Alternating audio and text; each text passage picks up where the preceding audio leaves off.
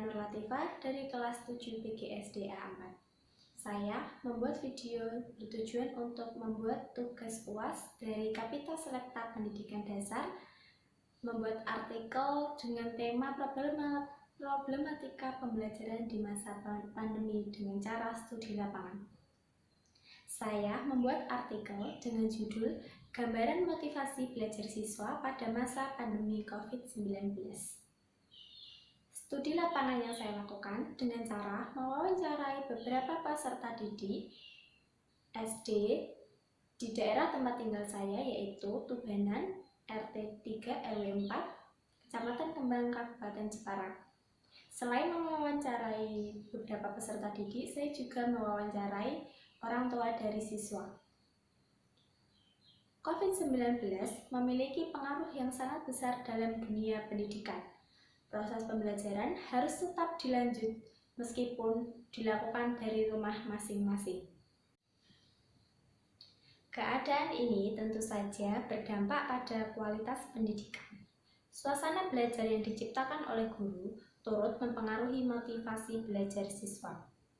Pada pembelajaran daring, guru memiliki kesulitan untuk menjaga dan mengontrol siswa karena terbatas dalam jarak. Kondisi ini berpengaruh pada motivasi belajar dengan menurun, bahkan tidak termotivasi sama sekali untuk mengikuti pembelajaran daring, sehingga berpengaruh pada hasil belajar siswa. Selain faktor guru, perhatian orang tua juga berpengaruh terhadap motivasi peserta didik. Studi lapangan ini bertujuan untuk mencari titik permasalahan yang menjadi kendala, faktor-faktor, beserta dampak yang ditimbulkan dari permasalahan tersebut. Berdasarkan hasil wawancara yang telah saya lakukan, dapat disimpulkan bahwa beberapa siswa masih memiliki motivasi untuk belajar. Hal ini dapat dibuktikan dengan siswa ataupun orang tua yang selalu mencari solusi ketika belajar di rumah. Semua itu tergantung dari orang tua siswa masing-masing. Ada siswa yang benar-benar mendukung pembelajaran daring dengan cara memperhatikan apa tugas yang selalu diberikan guru dan materi apa yang selalu diberikan guru. Selain itu, faktor ketidaktahuan orang tua akan teknologi juga mempengaruhi pembelajaran daring pada siswanya.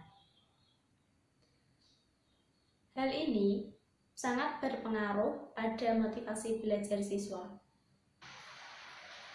Perkembangan teknologi informasi dan komunikasi telah berkembang sangat cepat sehingga mendorong berkembangnya berbagai lembaga pendidikan yang memanfaatkan pembelajaran online untuk meningkatkan efektivitas dan fleksibilitas. Namun, dalam pembelajaran online juga memiliki beberapa dampak, yaitu bagi siswa, bagi guru, serta bagi orang tua. Dampak pembelajaran online bagi siswa yaitu siswa merasa jenuh ketika belajar di rumah sendiri yang biasanya belajar di kelas bersama teman-temannya. Hal ini menyebabkan siswa lambat dalam menyerap materi pembelajaran, apalagi dilihat dari daya serap siswa yang berbeda-beda. Yang kedua yaitu dampak bagi guru. Guru harus melaksanakan pembelajaran daring. Kompetensi guru dalam menggunakan teknologi sangat mempengaruhi kualitas pendidikan dan pembelajaran, serta hasil terhadap siswa. Kuota internet sangat dibutuhkan sehingga pengeluaran guru lebih meningkat dari sebelumnya. Selain itu, guru juga harus menjalin hubungan baik dengan orang tua, siswa. Komunikasi harus tetap berjalan untuk memantau pembelajaran siswa. Selain dampak bagi guru, hal ini juga berdampak bagi orang tua siswa, yaitu kendala yang dihadapi orang tua adalah penambahan biaya kuota internet untuk anaknya. Maka dari itu, pengeluaran orang tua juga akan meningkat. Selain pengeluaran biaya meningkat, orang tua juga harus meluangkan waktu ekstra untuk anaknya sekolah daring. Orang tua harus membimbing anaknya ketika sekolah daring dan harus mampu membagi waktu dengan kegiatan rutin sehari-hari. pembelajaran daring juga memaksa orang tua untuk memahami teknologi yang semakin berkembang.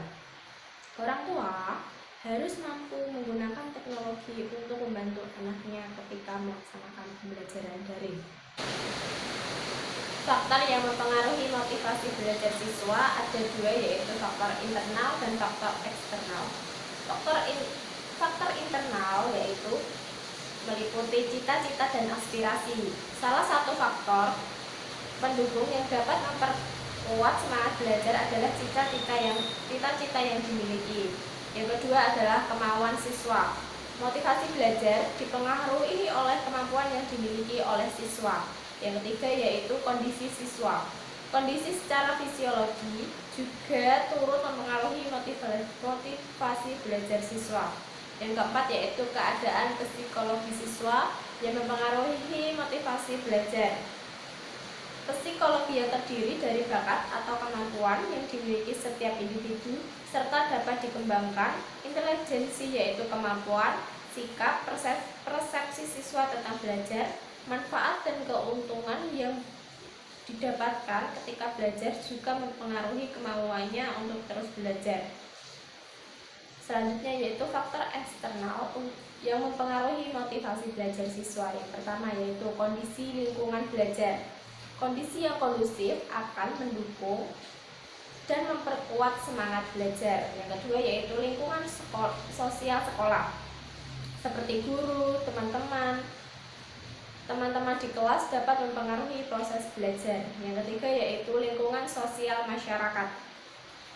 Yang keempat yaitu lingkungan sosial keluarga.